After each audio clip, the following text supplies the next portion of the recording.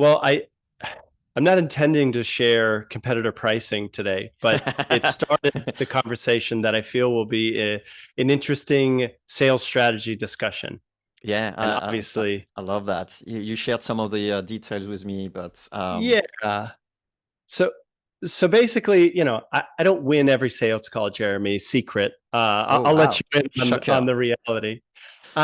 But sometimes, even if there's not a fit, I I still try and have a valuable discussion on both sides. Sharing some strategy, and lately it feels like it's actually come back to me on like the prospect who was not a good fit actually gives me a lot of value by sharing stuff about what our competitors are charging. And I think when you open up and give freely, it comes back. So here's the opener of the discussion. A competitor of mine is charging $8,500 a month to Yeah, generate, I'm not kidding, 5 meetings a month. And there's a minimum commitment. five, Five. It's five. I thought it was five. higher. I checked my notes. Like It's five. It's okay, five. okay. And it's like multi-channel. They do LinkedIn and email and phone, but at the end of the day, it's just 5 meetings. It's just 5 meetings, and it's $8,500 every single month. So naturally, that got wheels turning. Now, am I going to match the pricing? No, don't worry. And Don't the worry. first week, let's say they have a ramp up of 1 week, which means like the first No, week the you're not first expecting to month. have. Oh, the first The month. first month, it's a little slower. There you go. But Yeah. if you stick for 4 months, that's what you will see. It's insane. So, Holy shit! How um, did they manage to sell yeah. that? Like that's What? Because the multi-channel, like there's an upsell for every channel added, right? Which whatever. but That's who uh, cares? Like it's $1,700 a lead. It's exactly not even right. like closing, is it? Right. But here's the conversation that it inspired. It's like, okay, what if you only needed, let's go beyond five. Let's say seven really great sales meetings in a month. Okay, We which could which even do feels five. I'll be fun with five. What happens if okay. you only need five people to say yes during the month? And granted, they need to show up on the call, right? They need to show up on the call, but Okay. still, it's only five. And so I had fun with this flipping where so much of outbound sales is about the pipeline, how many prospects are qualified that are going to see your messages, get your emails, get your calls. Where if you just tipped it and you kind of looked at it through an enterprise style sales, and you said you only need 5 meetings in a month, what are you going to do today? It forces you to think about it differently. And um, I agree. Netflix every day, and only worked the last week. no, but look, I'll do like a teaser, and it's not going to be nice because I'm intentionally not going to say a bunch of what the campaign is. But because thank you for the 10 minutes. Yeah, I So forgot. Sorry. this made me think. I was like, okay, if I only needed 5 meetings a month, let me see what would happen if I carefully chose just one prospect a day, Jeremy. And I reached out with the message so tailored to their business. Forget personalization. Yes, it's personalized, but it's so on the money with their business goals. I checked them. I said no to several prospects and sent it away. I wanted to see what would happen. And right now, I have not a 50% reply rate. I have a 50% meeting rate. Okay. And I'm so excited about this lower volume, but it It's ultra low. it makes it happen. Let's talk about what we would do knowing that we only have to book 5 meetings. How does that change things? That changes everything, honestly. Like, you're thinking about roughly even one meeting a day. That means, or one person a Reply. day. That will Yeah. means like 8 hours of research on that person. Do you think in 8 hours you can do a really good cold email, cold outreach? Hell It's not yeah. only And you it's wouldn't even stop. correct. You wouldn't even stop at the email. You'll do like the LinkedIn stuff. You'll do like the Twitter stuff. Like I got a whole day. That Yes. person's gonna reply. Like there's no change they Right. won't. I mean, kind of. I mean, really, that's the right way of thinking. But I think there's before you spend 2 hours on the message, which like let's get really down to it, Jeremy. People like you and I, and probably Yeah, we you spend a lot of listening time. to the cast, you've done a lot of this sales outreach before. You won't need 2 hours to write an amazing message. It's probably closer to 10 or 15 minutes if you really wanted to be Picasso with it. So what I would I, suggest is, I will need 30 yeah. minutes here personally. So I'm a bit slow. All right, call it 10 to 30 minutes, but that's still okay because I don't necessarily think that's where the juice is. It's where half of the juice is. For me on this campaign, I will keep a mystery. Was in choosing the person that deserved this message today. That almost got Jeremy, weird as it sounds, about half of the time, because the reality is they're like saying a prospect is qualified or not is binary. And I feel like that's incorrect. It is probably closer to a spectrum of, yes, they're technically meeting the ICP, but like, do they have any buying signals that can indicate they should get this over the others? Is it right And time? right. And let's pencil this in for another cast, but like the spectrum of qualified prospects means that you ain't going to be wasting your time on a quasi qualified prospect. And instead, there's going to be a timing element where I mean, let's go crazy with this because we can. It's only 5 meetings a month. Okay. Crazy with this to me means, okay, you have the luxury of only reaching out to like 1 or 3 prospects a day. What if you just looked at your website traffic and used one of those tools like Clearbit to analyze which companies were already on your pricing page? Sure, there's not a ton of them, but there's 1 a day. Yeah, of course. And 100%. maybe there's 2 a day, and you could start there. Like, okay, of the 2 that was on the pricing page, 1 wasn't qualified, that they're really not a good fit, but 1 was a gem.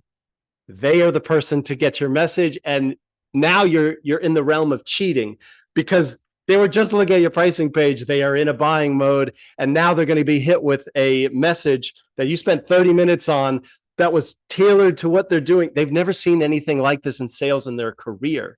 You're going to get the reply. You're going to get the reply. How fun is that? Probably we even start with actually just picking up the phone and just asking them like, "Hey, who at your company is doing XYZ?" Like that's the sort of thing you would do when you're doing your research about going Yeah. somewhere or whatever. You just like pick up the phone and say, "Hey, I'm sorry, I'm trying to send this email about like PR or whatever I have or whatever solution. Do you have, would you have the name of who I should contact or who? Oh yeah, wait, Who's we'll transfer responsible? you or whatever." And then after that, you follow up with the email. You check their Right. LinkedIn. Like there's so many things you can do if you actually spend the time. The alternative to that is you contact 15,000 people with AI crafted intro personalization with 100 domain that you have to maintain, and maybe you get 1 meeting, per week. There That's you go. There you go. crazy. So okay. What we're also not even approaching, because this is frankly within outbound, but pushing it a little bit, is the pre-message warm-up where you may connect with them on LinkedIn and interact with the content that they shared this week without any pitching, so that maybe they've seen your name and you're doing something thoughtful. It is very rare that this actually happens. So maybe you do that, follow right, but I'm getting a little bit overexcited here. I'm just thinking that message with a list of the company that's qualified on your pricing page, you could imagine you send 2 of those. There's a high likelihood of getting response. By the way, you'd be sending this from your real email, since you wouldn't have to worry about spam complaints at this level. And then top it all off with a tone of this email that's like, hey, I'm here to be helpful. I understand you may have been on our pricing page. If you have any questions, or I've been spying at you, by the way. I mean, you have to call it out, but now, like, introduce the other channels, Jeremy. Like you mentioned, calling the company and getting the perfect person, which I love. Would you see phone being used, or maybe email being used slightly differently? Well, I even think like, we're not limited to that person. We could also check who they interact with and ask for an introduction, right? That's all sort of thing we'll do on the side that with automation, yes, we can do it, but it wouldn't be as good. Yes. And, if if you have a connection together, and they're playing Wow. golf, and your friend is playing golf, you say, hey, do you play golf with this guy? I'd like an introduction to this guy. Wow. Do you have time? Those sort of things. Can you, I think for the listener, what would be great, because you're super good at that, is can you actually just mention what a good email will look like? Like, pick up a topic or whatever, and just how would that look like? Obviously, that will be better than, hey, I checked your on my pricing page. Is that worth a conversation? I think there will be a little Right. bit more to make like an Fair. amazing message, right? So how would that look like, or sound like?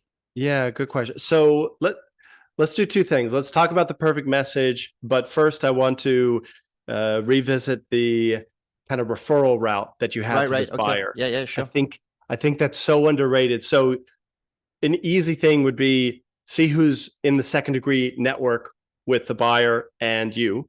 Yeah. It could be that someone you went to college with is golf buddies with this person and could give you a meeting without much effort at all. And it feels like that's Eh, such a slam dunk where, right? 1700, right? 1700 the lead. Just even Right, pay them. I give you 400 right, bucks if you introduce me to this person. Like, you wouldn't believe how many people are actually okay to just do like right. $300 an hour just to talk to them. Like, it's cheap as Amazing. hell when you got, say, 1700. You could even say, I That's a pay good, you. You just go and get paid. wow. Would you be okay? You could, I don't know. I'm you kidding. definitely could. But the point is, it opens up, I think, four different opportunities. So the first one is the list is going to be built unfairly, where you're cherry picking the absolute primo lead at your company, and they're going to get an um, a disproportionate amount of your time and energy. Okay. Sure. Next, the message. Let me back up. Next, the way you reach the person, whether it's calling HQ and making sure they're the perfect person, or asking a college acquaintance to give you a hand, the way you identify and reach this person is going to be an unfair advantage. Third, the message you write, forget it. Like it is going to melt their brain if they got a non-templated 30-minute thoughtful email, right? This is beyond personalization. And fourth, there's the multi-channel avenue that now becomes such a no-brainer. You could uh, uh, throw in, social interaction. You could do Twitter messages or not only a phone call to HQ, but maybe you can pay for the direct line to this person. Like in addition to the follow-ups, there's just so many more ways that you will be able to follow up, more channels, like just more of an unfair advantage. And what does that message look like? The nice thing is it should not follow a template, in my opinion. At this level, I would say, what is it about this company that would inspire somebody to be researching us, finding our pricing page and considering it? Oh, well, maybe they've made an announcement. They're going to trade shows in the summer. This is like their hot season, and I'm selling trade show software. Or maybe they just announced they partnered with a new marketing agency and they're in the market for Martech. And so I would let the activity of the account and the buyer indicate why me? Why me right now? What was it that can help me enter this conversation? So imagine it's the trade show thing, Jeremy. Okay. It would say, I mean, it would start off saying, Bill, I see that we're, both at least somewhat connected to X. Him and I went to college together. It looks like you're both associates, or you're both, in the same whatever work association. Tell him I said hi, or I'll ping him to see if he can connect if this fails, or if you prefer, whatever. Then it goes into what's going on at the company that would warrant this conversation. It could even be straightforward. Given your company has 4 upcoming trade shows this summer, it sounds like a tool that helps capture trade show contact info might be worthwhile, worth looking into. Okay, maybe you mentioned the data you have or not. Whether this is on the top of your mind or not, would be more than happy to either send you details or have a brief call on how company can make the most out of insert trade show. No matter what you decide, right? And then say, P.S. We've been in the trade show space for 8 years, doing nothing but helping companies get more ROI from the money they're paying for the booths. Would use me as a resource, right? Yeah, I'll probably even like if you go the trade show route, I will be figuring out who is going to that trade show and say, would Sarah benefit for something like that? Or, someone who actually went to the trade Yeah, show last year, right? So linking more to just like a value proposition type of love thing, it, but love looking it. like it's impossible pretty much to like without a lot of effort to do it. I was thinking of So two more things and I know, sorry, go ahead. no, it hit me, Jeremy. Hit me. This is great. I was thinking of two more things as well is one, you should do a proper video. Like you have time. Let's just do like your normal, yeah, proper video. Like, hey, I couldn't help but notice you went on my page. I've been doing my research on Sales Bread. I know those are, a great agency, whatever. That's why Quick Mail will be great for your agency if you indulge me, whatever. But Right. the video is always tricky because people may not actually watch it or something. But this time, at least, I'm not asking you, can I send you a video? I'm like sending you the Sure. freaking video. And that would be one attempt. It's like There that you will be go. one of the attempts in that, in that day research for you. It could even be like, P.S. Here's a video of where I'm going with this thing. If If you want it's to worth watch a 90-second exploring. clip. Otherwise, There you I'll just shoot it for nothing. Oh, that'd be nice, little guilt trip without being too guilty. Damn go. it, my Good. tablet just restarted. Ah, Let me think. Oh, the other one was okay, so I remember, lucky me. But the other thing was like, what about like a physical gift? Like I would actually just send you chocolates or whatever. If you say chocolate is your best one, it's like, hey, I'm from Switzerland. I'll send you some chocolates. I hope you're gonna like them. That will be amazing. something. And then or Amazing. and this may be black hat, but it could be like, Jack, I send you some chocolates. You tell me if you love them, whatever. In the meantime, I figure like I can go ahead and then send you this message before the chocolate reach you. And if you never reply, that's fine. You never get the chocolates anyway. But if you reply, I'm just like, expedite it with UPS or whatever. So it Pretty gets good. I there tomorrow. I think the chocolate. No, that's good. Send yeah. Chocolate is ransom for replies. Interesting and gray. Gray hat, not black. But think about this. Like, It's true.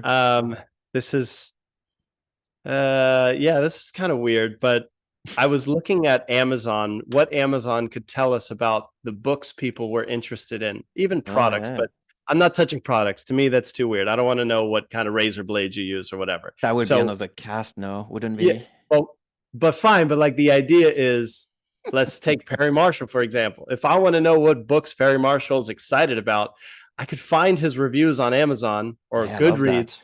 and suggest, like, oh, you were thrilled with John Carlton's book. He just came out with another one and Good one. sending it your way, to That's a good onward one. and upward. Right. It just opens the door when you got one or two prospects a day you can do things that are not even fair. So let's make this into the real world before Well, we and go like I break. said, the last options otherwise is you watch Netflix 3 weeks and then you just send 50,000 emails.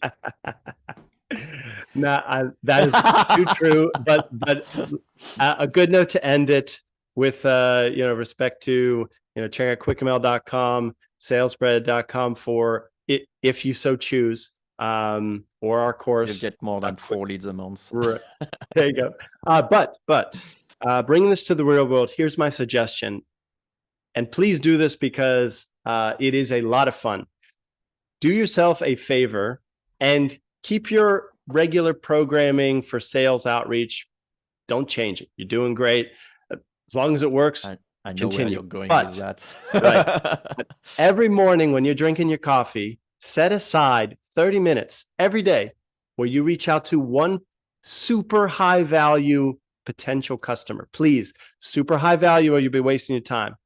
And see what happens. See if it competes with your full-blown outreach. It might not. Frankly, it might not, but you may find for the whale deals that this is a really smart thing to be doing when you're drinking your coffee in the morning. 100%. 100%. Fun. I love the cast, Jeremy. Thank you so much. We had a hard time keeping to the 10 minutes because I also want to say more things. Anyway. Keep it for another Another time. one coming up. That's right. Thanks, Jeremy. Thanks, Jack. Bye.